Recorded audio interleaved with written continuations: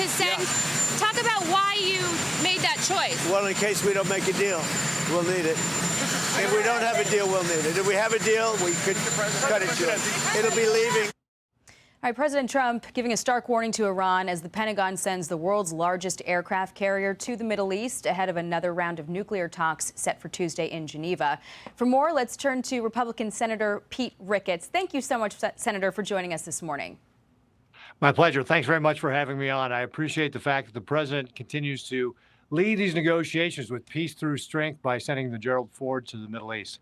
Yeah, you know, I was talking to the president on Friday, and he sent some mixed signals. In the morning, he was telling reporters that he felt like negotiations would likely be successful.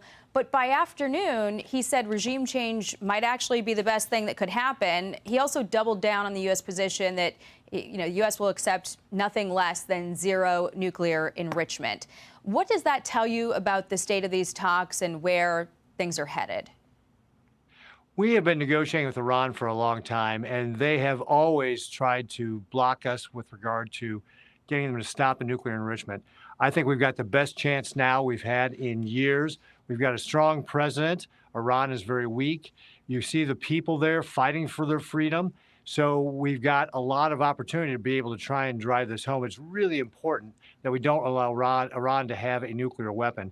And the president knows you just got to keep maximum pressure on Iran to be able to get to the outcome what we need. You know, Reuters has been reporting that the U.S. military is preparing for what looks like potentially a weeks-long operation, sustained for some period of time if the president, of course, authorizes an attack on Iran. This is the quote: "In a sustained campaign, the U.S. military could hit Iranian state and security facilities, not just nuclear infrastructure," one of the officials said.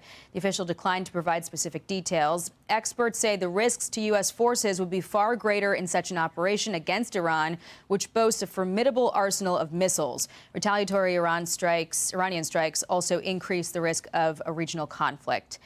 Do you see this potentially evolving into a situation that could require U.S. boots on the ground? I think one of the things the president has been very clear about is that he does not want to see our troops on the ground in countries like Iran. I think what he's going to be looking to do, again, is to put maximum pressure on Iran with regard to these negotiations. We also see, again, that you've got the people of Iran fighting for their own freedom. They were stepping up into the streets. He's, you know, the president, one of the things you haven't mentioned is the fact that the president has really cut off their foreign reserves, which has led to the 40% inflation Iran is seeing, which sparked the street protests in the first place. So Iran is in a very weak position right now, and I think the president just wants to keep the maximum pressure, whether it's going to be economic pressure or the threat of military pressure. Yeah, to your point, I believe in just a couple of weeks' time, those sanctions, additional sanctions on any country doing business with Iran can go into effect. And of course, there was Operation Midnight Hammer that severely weakened the regime and all of the tools that it has. But as to the timeline for this, you know, the president sent the USS Gerald R. Ford. It's going from Venezuela to the Middle East. They've already been deployed for 8 months. And if there's the potential for a sustained operation, do you have any concerns about U.S. readiness in the region, especially if a regional conflict that becomes sort of embroiled sparks up? Well, our women and men in uniform are just heroes. And they know when they sign up that they're there to protect the nation, and that doesn't come on a time schedule always. So I'm sure that the military has got them really as prepared as they can be going into this. And we've got the best military in the world. It was just demonstrated by how we took Maduro out of Venezuela. No other country in the world could have done that. It was also demonstrated by Operation Midnight Hammer. You know, this is just one of the things that, you know, we're going to have to continue to be vigilant with regard to Iran and continue to apply pressure to them. And hopefully we get an outcome here that we don't have to use the military. I want to get your thoughts on the Munich Security Conference. It has become sort of the unofficial testing ground for 2028. There were a lot of comparisons being made between last year's address by Vice President J.D. Vance and this year's address by Secretary of State Marco Rubio. He got a standing ovation this year. Listen to a piece of what he said. In a time of headlines heralding the end of the transatlantic era, let it be known and clear to all that this is neither our goal nor our wish. Because for us Americans, our home may be in the Western Hemisphere, but we will always be a child of Europe. So Rubio's overall points weren't actually all that different from what Vance said last year, but the delivery was somewhat less of a punch in the face for Europe. And it does come after the administration sort of softened its approach domestically with immigration issues. You had the president touting Tom Homan's softer touch, for instance. What do you make of that tone shift we're seeing? Does it have any connection to the midterms? I actually think this is just the way President Trump likes to negotiate.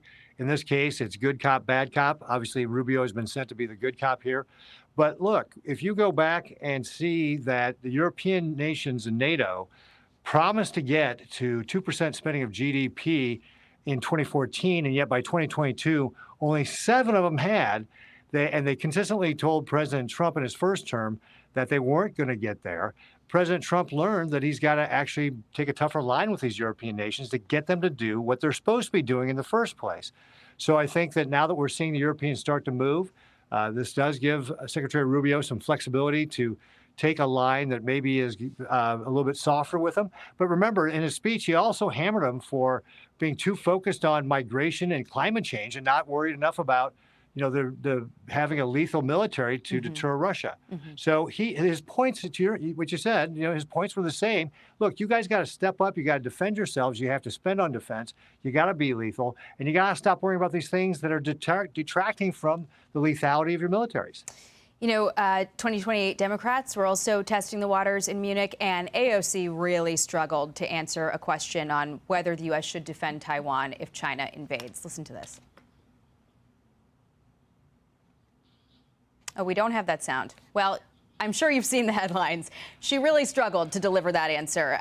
Want to get your thoughts on that, and also it leads us into the next question. You've been raising this alarm over Taiwan, and the opposition party, which controls the legislature there, stalling on allowing Taiwan's leadership to follow through on its defense spending plans.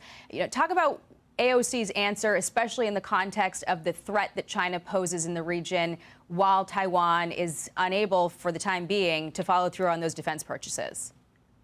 I'm the chair of the East Asia Committee on Senate Foreign Relations, and my top priority is China deterrence. And you have to show strength, which clearly, if you've got somebody who doesn't know what they're talking about, you're going to project weakness. We have to show strength. That's one of the things President Trump has been doing, peace through strength.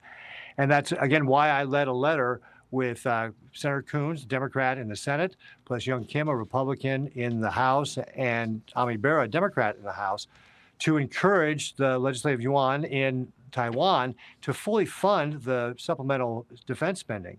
We've got to send a message that we want to have strength here. The Taiwanese need to look to defending themselves first. My folks here in Nebraska are wanting to deter Communist China. We've got to know that the Taiwanese feel just as strongly about this as we do. They've got to take the first step. In our letter, we said, look, you've got to be able to step up. You've got to defend yourself. We also acknowledge that we've got to do a better job as the United States in providing the weapons. That's why, for example, I introduced the Porcupine Act to give Taiwan temporary NATO plus status so we could get weapons to them more quickly. This is a bipartisan, bicameral effort to deter Communist China from taking Taiwan. We need the Taiwanese also to step up and show they're going to be a good partner with us. All right, critical issue. Senator Pete Ricketts, thank you so much. Great talking to you this morning. Hey everyone, I'm Emily Campagno. Catch me and my co-hosts Harris Faulkner and Kaylee McEnany on Outnumbered every weekday at 12 p.m. Eastern, or set your DVR. Also, don't forget to subscribe to the Fox News YouTube page for daily highlights.